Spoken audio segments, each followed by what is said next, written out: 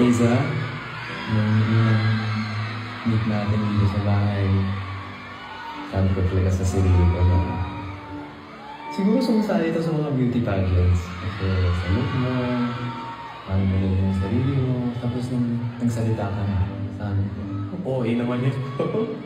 Super unexpected na you'd be one of my bestest friends here. I realized na ang dami pala tayong in common.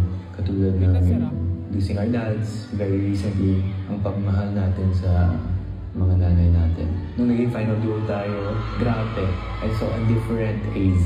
I saw an AZ who had so much faith, who was a fighter, never going to give up. Naging big four na tayo.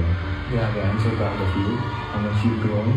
You kept pushing till the end and always had faith in God.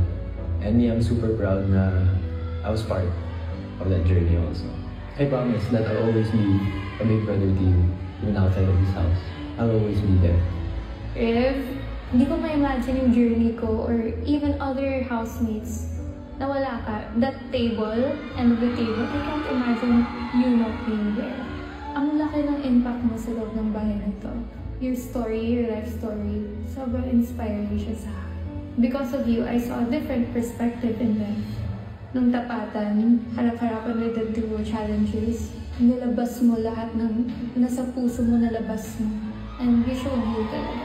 Nasabi mo na you may have looked weak because you were crying a lot. Pero honestly, that was the strongest that I've seen you. You always want to be there for other people. You want to fill their cups. I'll always be here to fill yours. I promise to always be there when you need someone. I'll always be there to listen to you, like how you listen to me. I'll always be there to have faith in you